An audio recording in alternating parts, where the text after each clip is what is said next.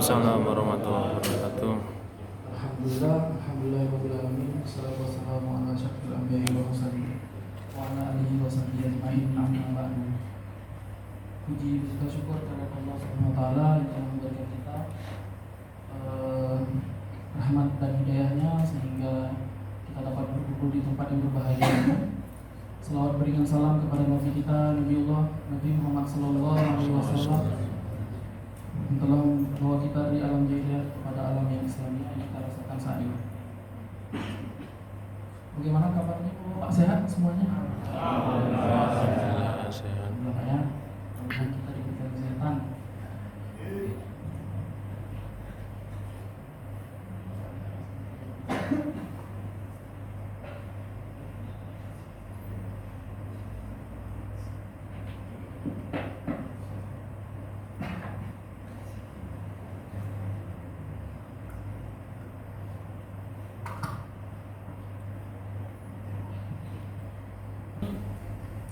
Saya akan melakukan sosialisasi sebentar mengenai masalah coronavirus ini yang sekarang jadi booming di seluruh dunia, penyakit yang sangat fenomenal dan sudah menyatakan pandemi oleh WHO pada 2 hari ini.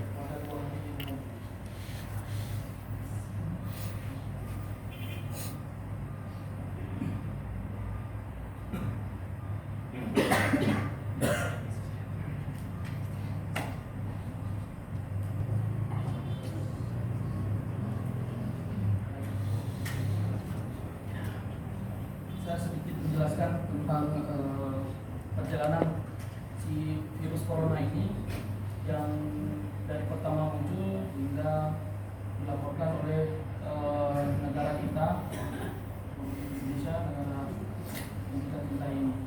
Jadi pertama pada tanggal 31 Desember itu di kota Wuhan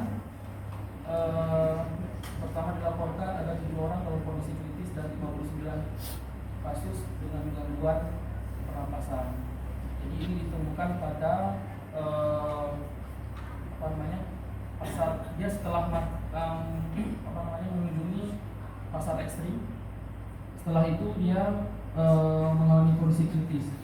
Ada 59 orang itu dengan gangguan pernapasan dan 7 orang dalam kondisi kritis. Nah, sehingga pada tanggal 9 Januari 2020 itu baru diketahui penyebabnya adalah novel coronavirus, yaitu jenis virus baru dan satu keluarga dengan SARS sama MERS.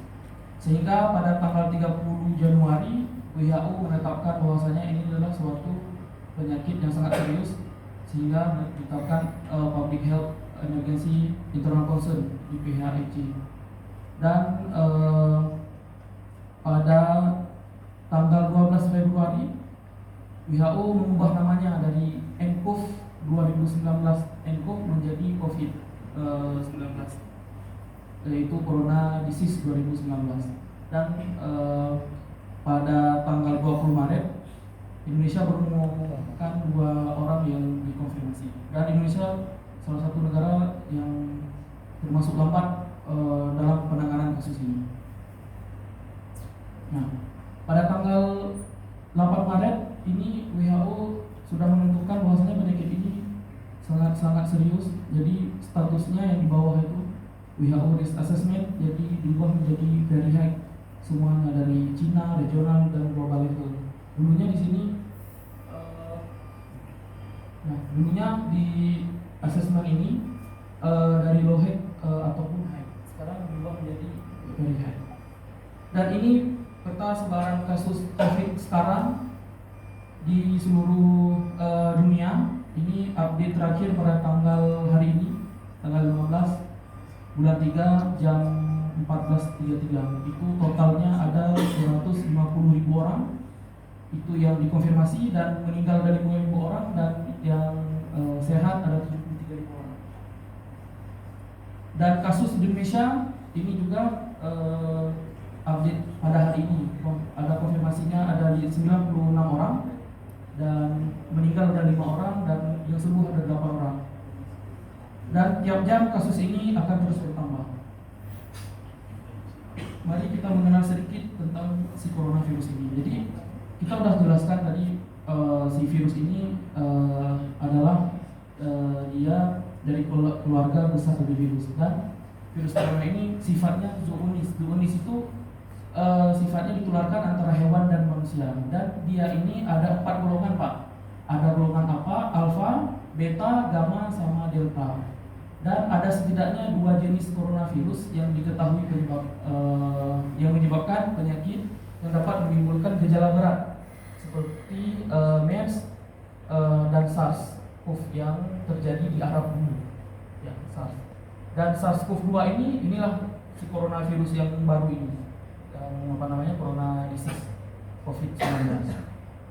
Nah, kalau misalnya kita jabaran seperti inilah, Pak. Jadi dari alfa ini ada subgenusnya, spesiesnya, dan inangnya semua dari kelelawar, dari babi, dan anjing kucing. Ini dari alfanya. Terus dari betanya juga ini. Jadi kalau mau dijabarkan banyak lagi nih, Pak, tidak cukup slide-nya. Ya, dan ini dan virus flu babi itu ada di Bulbecovirus, coronavirus HKU15. Dan ini silsilah dari si corona ini munculnya di mana? Inilah dia, datuk-datuknya. Ya, ada ini-ininya di sini semua. Yang pertama yang muncul ada dari MERS, kemudian dari SARS, kemudian ada yang dari beta CoV yang warna merah itu yang dikotakin merah. Nah, para peneliti dulunya mereka nggak tahu ini virusnya apa ya. Di apa namanya istilahnya tuh dikotakin merah, jadi belum dikasih nama apa yang cocok untuk si ini. Nah, mari mengenal sedikit lebih jauh ya tentang coronavirus ini. Jadi coronavirus ini merupakan virus, dia bentuknya RNA. Jadi RNA virus corona ini dia bentuknya beramplop. Disebut beramplop karena dia berbentuk kayak balon, terus ada tangkai-tangkainya di seluruh di seluruh balonnya itu. Nah, tangkai-tangkainya itu disebut dengan spike. Nah, spike-nya itu dia berfungsi kalau dia masuk ke dalam tubuh kita, dia mengikat sel-sel tubuh. Nah, inilah disebut dengan glikoprotein. Nah, glikoprotein ini dia itu kelemahannya ini, Pak. Kelemahannya di desinfektan, pelarut lemak, sama deterjen. Nah, makanya kita disuruh cuci tangan, ya. Nah, inilah muncul kenapa kita harus mencuci tangan dan harus bersih, ya. Oke. Dan ini prosesnya. Pada saat virus ini masuk ke dalam tubuh, pada hari pertama dia akan muncul sinyal-sinyal seperti diberikan bersin-bersin. Nah, di tubuh kita itu ada antibodi, namanya antibodi spesifik dan antibodi non spesifik. Kalau misalnya virus yang baru masuk ke dalam tubuh kita, yang bekerja adalah sistem imun yang non spesifik. Ya. Setelah itu pada hari kedua sama hari keempat, hari kedua dan hari keempat baru muncul demam seperti demam biasa, batuk, flu, ya. Dan hari kelima sampai dengan hari ketujuh ini demam terus berlanjut. Apa yang terjadi di tubuh kita? Antibodinya dibentuk menjadi antibodi yang spesifik khusus untuk si virus yang baru ini. Contohnya kayak virus corona ini. Nah, pada hari ke-8 dan hari ke-14, nah disinilah perlawanan tubuh kita untuk melawan si virus. Nah, yang terjadi kebanyakan pasien yang meninggal pada hari ke-8 sampai dengan hari ke-14 dikarenakan virus ini tidak sanggup pertahanan tubuh kita, antibodi kita itu tidak sanggup melawan si virus si corona ini karena pembentukan virusnya itu lebih banyak dia daripada antibodi. Nah, jadi dari hari ke-8 sampai dengan hari ke-14 ini yang kita jaga-jaga supaya jangan terjadi perburukan keadaan, ya. Gejala yang ditimbulkan itu demamnya sampai dengan 38 derajat. Terus flu batuk juga ada perburukan, terjadinya sesak nafas. Nah, pada hari ke-14 ini. Nah, pada hari ke-15 sampai dengan hari ke-21 baru terjadi pembunuhan terhadap si virus ini oleh si bodi kita. Nah, di sini juga terkadang bodi kita tidak sanggup melawan. Nah, di sini juga terjadi adanya perburukan keadaan, yang bisa juga meninggal pada hari ke-15 sampai ke hari ke-21. Perlu diketahui, virus hanya bisa ditangani oleh antibodi, ya antibodi. Kata lain adalah vaksin, Pak. Jadi nggak ada yang namanya virus itu dilawan dengan antibiotik. Kalau antibiotik itu dia itu dilawan untuk bakteri. Jadi kalau misalnya bakteri itu boleh diberikan antibiotik, sedangkan virus tidak boleh diberikan antibiotik. Nah makanya kami tim klinik kalau misalnya batuk flu biasa nggak kami kasih antibiotik untuk kasus yang antara hari 1 sampai dengan hari keempat, biasa seperti itu sampai hari ini. Nah misalnya nanti kita melihat misalnya batuknya sudah berdahaknya berwarna kuning hijauan, nah itu patut dicurigai adanya bakteri. Disitulah baru kita beri antibiotik. Ya, seperti itu. Nah, bagaimana kalau terinfeksi kembali? Mungkinkah? Sangat mungkin. Ya, tapi apa yang terjadi? Pada saat si virus corona ini terinfeksi dengan tubuh kita, dia tidak membutuhkan waktu seperti yang lama tadi. Jadi hanya butuh waktu 24 jam. Si tubuh kita sudah mengenal, dari dalam 24 jam itu dia bisa langsung menyerang si virus corona ini. Ya, jadi tidak membutuhkan waktu lagi. Misalnya nih waktu 7 hari kan lama itu, jadi nggak lagi terang, tubuh kita sudah terbentuk antibodinya. Nah, siapa yang berisiko terinfeksi? Semua orang berisiko terinfeksi pada virus corona ini. Siapapun, Pak. Ya, siapapun, bahwa keluarga kita, istri kita, anak kita semua berisiko terinfeksi. Nah, gejala-gejalanya bagaimana? Demam di atas 38 derajat, dan gejala-gejala pernafasan, batuk, sesak nafas, badan lemas, tidak enak badan, mual muntah, diare, sakit kepala, dan tahap lanjut bagaimana terjadi peradangan pada paru-paru. Ini disebut dengan pneumonia. Dan pneumonia ini harus dilakukan pemeriksaan lab dan foto torak. Ya, nanti pada paru-parunya baru kelihatan nih ada gejala-gejalanya ke pneumonia. Dan perlu ditanyakan juga, dia ini ada riwayat berpergian ke daerah Wuhan, ke Cina dalam 14 hari, itu patut dipertanyakan. Dan ataupun daerah terjangkit. Di Indonesia sudah mulai ada daerah terjangkit, contoh di Solo, Surakarta ya satu lagi ya, seperti itu. Kemudian riwayat kontak erat dengan pasien juga harus kita tanyakan. Dan riwayat kontak dengan hewan, ya. Dengan hewan contohnya kayak unggas, ular, kelelawar, dan mamalia. Nah, ini perbedaan karakteristik bagaimana si SARS, MERS, flu burung, dan COVID ini.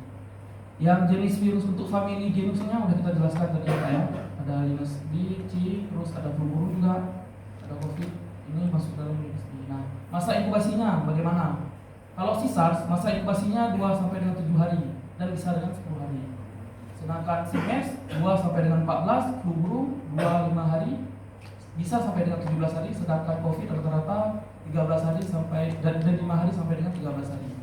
Dan negara yang pertama yang melapor, kalau SARS dari Cina, MERS dari Saudi Arabia, kalau flu burung Cina, Hong Kong, dan COVID dari Cina juga.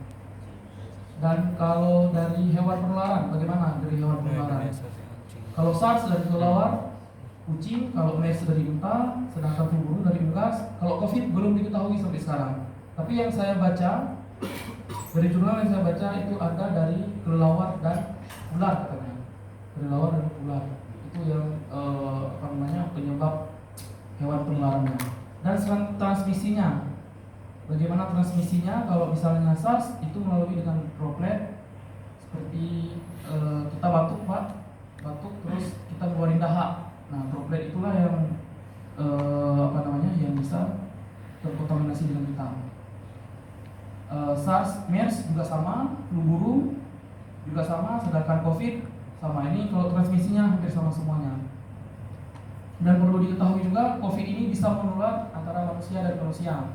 Kalau SARS dan MERS antara hewan dan manusia. Makanya MERS dan SARS itu cepat ditangani dan tidak mewabah. Sedangkan COVID antara manusia dan manusia sekarang jadi penyebaran yang luas. Nah, kalau gejalanya hampir sama semuanya. Dan angka kematian ini yang perlu kita jelaskan. Ini angka kematian untuk fatality rate-nya. Nah, sedangkan dari SARS itu 14-15 Pak. Ya, angka kematiannya cukup tinggi. Sedangkan MERS juga 35%. Ini 5 hari kita terinfeksi dengan si MERS, dalam 5 hari kita bisa meninggal kalau si MERS. Sedangkan flu burung lebih tinggi lagi, sedangkan di Indonesia itu ada 84%. Sedangkan COVID 3 sampai dengan 4%. Jadi angka kematian COVID ini lebih rendah dari si flu burung, MERS dan SARS. Untuk pengobatan belum ada sekarang, vaksinnya belum ada, tapi pengobatan sportif itu ada untuk SARS dan MERS. Sedangkan flu burung itu sudah ada antivirusnya. Itu yang sudah ada terpapar itu antivirus untuk si flu burung. Sedangkan COVID juga belum ada, hanya kita mengobati sportif. Sifat sportif itu bagaimana, Pak? Jadi gini, sifat sportif itu kalau misalnya kita demam, kita berikan obat demam. Kalau misalnya dia batuk flu, kita kasih obat batuk flu. Jadi yang khusus untuk dia itu untuk menekan si virus ini belum ada, ya, yaitu vaksinnya ini belum ada. Nah, penetapan untuk PHEC-nya SARS dan MERS, flu juga tidak ada. Sedangkan COVID ini ditetapkan oleh WHO.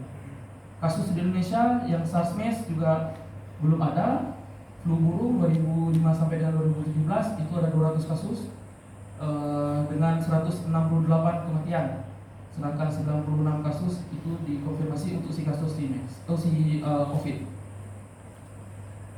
Nah, ini yang disebutkan kenapa saya bilang tadi ada tingkat kematiannya rendah, karena ada penelitiannya. Jadi penelitiannya ini dibuat di Cina. Di sini disebutkan bahwasanya penemuan kami hampir sama dengan statistik nasional, yaitu angka kematiannya 3,2% dari 51.000 kasus COVID sejak Februari 2020. Jadi angka kematiannya si COVID ini untuk saat ini ya Pak masih rendah. Tapi untuk ke depan belum tahu, karena Indonesia kita lihat persentasenya katanya 96 orang dari konfirmasi, ada 5 orang yang meninggal, berarti dari persentasenya sebenarnya sangat tinggi kalau untuk kematian ini ya. Untuk itu untuk Indonesia. Nah, ini penelitian dari Cina juga. Umur mempengaruhi Pak. Umurnya rata-rata 50 sampai dengan 80 tahun. Nah, itu angka kematiannya cukup tinggi. Nah, ini perbandingan dengan penyakit lain juga. Measles ini penyakit kulit. Nah, kalau secara reproduction number ini untuk penentuan RO-nya, ini untuk penentuan epidemiologi itu lebih tinggi malah daripada si novel coronavirus ini. Novel coronavirus ini hanya 1,4 sampai dengan 2,5%. Nah, penyebarannya bagaimana kalau si corona ini? Jadi dari penyebarannya yang sudah saya jelaskan tadi, dari droplet ataupun udara, ya, dari batuk dan bersin, ya, itu perlu diperhatikan Pak, apalagi kita yang sholat di masjid. Apabila misalnya kita batuk ataupun bersin, jangan sembarangan bersinnya, kalau bisa ditutup mulutnya. Ini nanti bagaimana dalam sholat, apakah bersin boleh tutup mulut? Ini nanti kita minta penjelasannya dari Ustaz tadi, bagaimana, ya, hukumnya bagaimana Ustaz? Oke, kemudian kontak dekat seperti menyentuh dan jabat tangan. Nah, ini penyebarannya juga sangat erat. Di negara luar, Jepang, mereka sudah melakukan isolasi, jadi nggak ada yang namanya misalnya kumpul-kumpul rame-rame itu udah nggak ada lagi di luar negara, ya. Masih, kalau Indonesia masih. Kemudian menyentuh objek ataupun permukaan yang terkontaminasi virus. Nah, si A ini bersin. Nah, kalau bersin kan tutup mulutnya pakai tangan, terus pulang ke rumah megang gagang pintu, datang istri megang gagang pintu lagi, terus datang anak juga megang gagang pintu. Jadi penyebarannya sudah meluas akhirnya. Nah, ini penyebaran yang langsung, secara langsung dan tidak langsung. Seperti saya jelaskan tadi, percikan langsung seperti bersin, ya. Ini jaraknya bisa antara 1 sampai 2 meter. Sedangkan yang tidak langsung seperti ini. Setelah bersin, misalnya di meja, bersin kan, kuman-kuman itu melekat di meja. Nah, datang nanti ada orang lain yang memegang meja tersebut. Nah, sehingga terjadilah terinfeksi kepada yang si memegang ini. Nah, bagaimana pesan pencegahannya ini? Jadi untuk si corona ini pesannya adalah menjaga imunitas tubuh dengan baik dan jaga stamina tubuh dengan konsumsi gizi yang seimbang. Itu perlu Pak. Untuk karyawan di sini satu lagi yang saya ingatkan supaya untuk istirahat yang cukup. Nah, apabila pulang ini dari istilahnya dari tambak itu langsung mandi terus langsung istirahat. Ini perlu cukup untuk pembentukan imunitas tubuh kita, ya, karena istirahat itu perlu. Kemudian pesan pencegahan lagi ini, hindari tempat yang ramai, ya. Terus berdesakan, jika terpaksa gunakan alat pelindung diri seperti masker itu gunakan. Nah, satu lagi, kalau misalnya bapak-bapak ada batuk flu itu langsung ke klinik, Pak. Jangan didiamkan. Itu istilahnya itu. Untuk saat ini kasus seperti ini, orang flu batuk biasa itu patut kita curigai dengan si corona ini. Jadi kalau misalnya bapak ada batuk flu biasa langsung ke klinik biar kita lakukan screening di klinik, ya. Kemudian perhatikan etika batuk. Nah, ini satu lagi, etika batuk. Kalau misalnya batuk, nanti saya jelaskan etika batuknya. Kemudian cuci tangan perlu. Jadi bapak kalau misalnya mau cuci tangan, jangan istilahnya itu jangan menunggu tangan kotor. Jadi kalau misalnya bapak itu mau mencuci tangan itu sehari 30 kali, kalau emang bapak sanggup, cuci tangannya 30 kali kalau sanggup. Tapi kalau nggak sanggup ya udah sehari 3 kali pun boleh, ya. Nanti kita sediakan juga per mesnya itu, nanti mungkin ada hand sanitizer juga, kita bakal mengadakan hand sanitizer, kita letakkan di per mes. Nah, ini Pak, etika batuk yang perlu untuk kita perhatikan, ya. Kalau misalnya kita batuk, tutup hidung kita, mulut dengan menggunakan tisu atau sapu tangan, ataupun dengan dalam baju seperti ini, Pak, boleh. Kemudian kalaupun misalnya dengan tangan, setelah itu kita cuci tangan kita, kemudian baru pakai masker. Masker kalau untuk di saat ini di area kita boleh mintanya di klinik, Pak, ya, karena harga masker pun sangat mahal di sini. Takutnya perusahaan bangkrut pula di masker, kan. Nah, ini Pak, ini bukan saya yang bilang, Pak, ini WHO yang bilang. WHO kebersihan tangan. Jadi cara terbaik mencegah penyebaran kuman itu dengan mencuci tangan. Tangan itu adalah alat penyebaran kuman yang sangat kuat. Itu dari tangan. Makanya kita disuruh cuci tangan. Nah, pesan juga untuk masjid, Pak. Nah, ini dari Kemenkes kita. Itu untuk masjid selalu menjaga kebersihan lantai. Itu perlu, ya, dengan cairan desinfektan. Kemudian menjaga kebersihan karpet dengan vakum juga direkomendasikan. Dan menjaga kebersihan tempat duduk juga direkomendasikan. Nah, kalau bisa nanti di tempat duduk kita letakin sabun. Jadi sebelum kita duduk, kalau bisa cuci tangan pakai sabun dulu. Kemudian menghimbau para jamaah. Nah, ini perlu, Pak, apabila misalnya ada jamaah yang batuk pilek, kalau bisa bawa sejadah sendiri. Karena kenapa? Karpet ini, Pak, belum tentu bersih.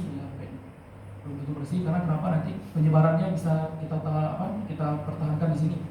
Jadi dengan kita batuk, jadi kita nggak menyebarkan penyakitnya ke orang lain. Kemudian ya ikut mengawasi penyebaran corona ini. Kalau memang ada kawan-kawannya batuk pilek, segera laporkan ataupun menasihati kawannya untuk segera pergi.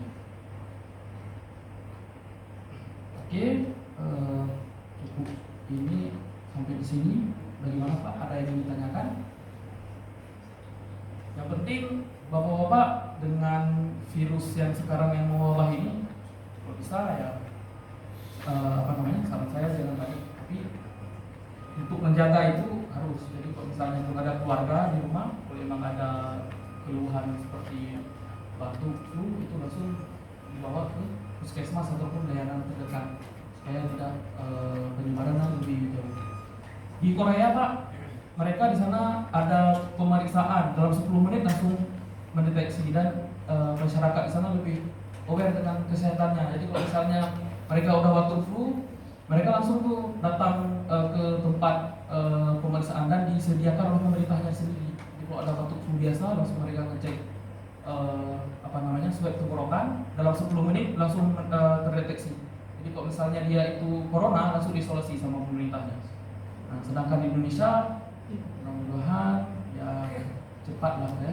Soalnya jangan penyebaran, Pak. Kalau penyebaran kita pun susah.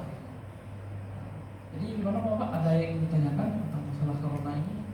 Boleh Pak, nanti kalaupun bisa saya jawab, insya Allah saya jawab. Kalau tidak, saya simpan dulu, nanti baru saya jawab nanti ya. Tanyakan kira-kira?